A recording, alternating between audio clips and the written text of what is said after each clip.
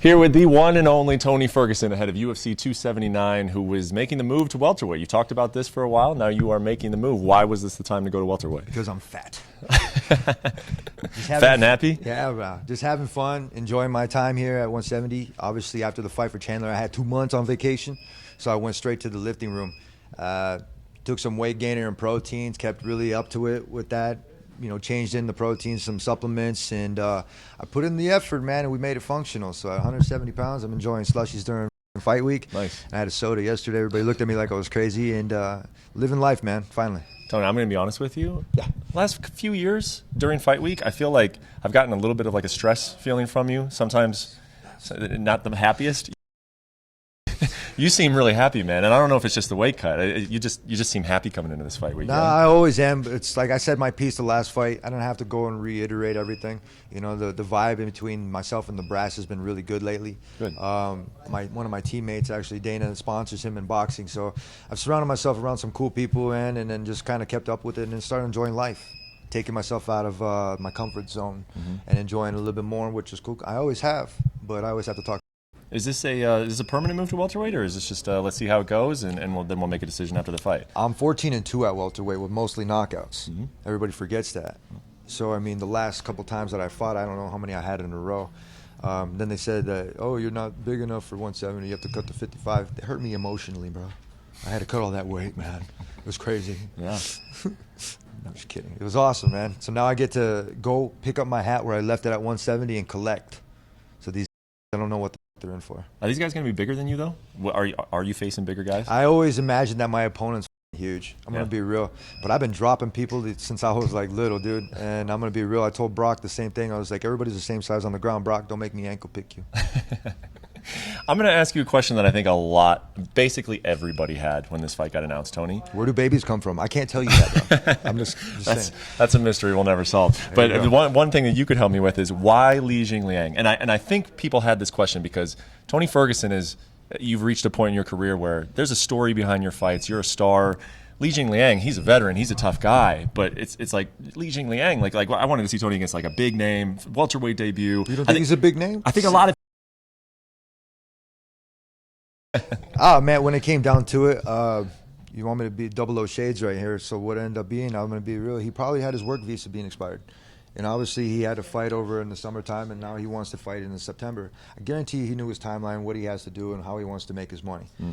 Being an available opponent, coming here to save UFC 279, because I heard they weren't doing too well in ticket sales. That's Khamzat and Diaz. You guys be ashamed of yourselves. They got to bring in the champ in order to guys to get the ticket sales here. So without stumbling on my words again, we're here to kick some ass and chew some bubble gum, and I still have my gum, Uncle. Did you want to fight this early, or would you have liked to make your welterweight debut just a little bit more time, or were you ready to go? No, absolutely. I'm going to be real. I'm always ready. Everybody knows that. I was ready when my 2 months were up. I went to Jackson Wink. I kept in contact with Gibson over the years, and I was telling everybody, my wife called me out for sandbagging. She's like, when are you going to start training 100%? Yeah.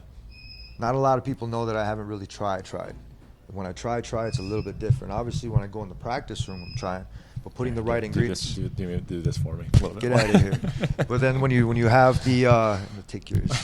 When you have somebody that's close to you like that cares and wants to see you do really good. Everybody can tell you that they want to see you do good, but when it comes from my lady, I took it with more than a grain of salt. And you see salt. And I went out there, kept it healthy, and I learned. Got the coaching and the trainers. I got my good trainers here, man. I mean, I put together a solid team. So you guys are going to be really impressed come Saturday. You're going to see not a different Tony, but the same kind of, not talking to myself in the third person. But we're going to make sure that we're going to go out there and handle everything like we did in the practice room. How different was that camp based on what you've done previously, kind of going into your own gym? I stepped in the octagon. I stepped in a cage for the first time in like 5 to 6 years in a practice room. Wow. So I've sparred for the first time in like 5 or 6 years. Wow. And got the timing in. I didn't like to hurt people, but my buddy Rashad Holloway, hard to hit, he says, Tony, this is the fight business. He's like, you need to go in there and you need to go and you need to hurt these guys. This is the business. And he made it a good point to tell me that because I don't like to hurt people. It was just my thing. In the last couple of fights, I just had that same kind of mentality. You know, fighting Dariush was a little bit different. Oliveira is my student, which is funny. And it's a little bit different. I practiced zero jiu-jitsu for that fight. And I just kept my back to the mat. And he still couldn't finish me like a little. Just kidding. He's a good kid. And that's what I mean. It's like it was always giving You know, I was up there at the top for so long. I'm still there, man. Mentally, I never go anywhere because I can get myself back there. I got plenty of titles, especially rings. Trust me, I know how to get back to the top and win. The only thing I don't have is an Olympic medal.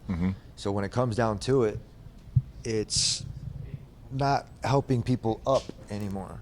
Like pulling Gaethje. Here, let's go save the world and put sports back on. Boom. Here, Oliveira. Here's a handful. Come on up, buddy. Yep. And you have Dariush the same way, and Chandler. Chandler's the only kind of thing, but you know, it happens. Checked all of his kicks. The only part that probably didn't hurt was the bottom of his foot. And he had to use one of my moves. You know, it happens, especially in wrestling and especially in sports. You know, the annexation of Puerto Rico. You know what I mean? Somebody pulls that move on you, you pull it right back. They're not going to expect it. Yeah. So it's a little bit different and a little bit more interesting how it goes, but having fun now. It's true, man. It is true that you gave Charles Oliveira an opportunity, and look what happened to him. You gave. You were the first guy to come back with Gaethje after the pandemic. As everybody should have when they have that belt or when they're trying to do something else, it's to not stall the division. You have Khabib, who's one of those guys that runs around from his world tour, like doing his own thing, talking, and then kind of going and hiding.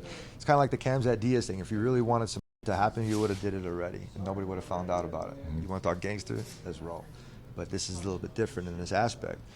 You have these guys that they go out there and they prepare, but how do you prepare for a guy like me? It's a little bit more interesting, especially when I care a little bit more.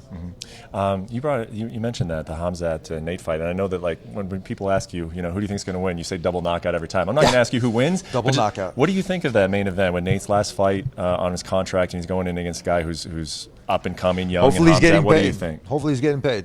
You know what I mean? Hopefully the guys both getting paid. I know that whatever hype that they think they have to do, Nate, I don't know what's going on. My key focus is on Jingliang. You know, he's from China. He's a cool dude, but you know, I'm gonna go out there and I'm gonna hurt this guy. I don't have to hate him in order to fight him.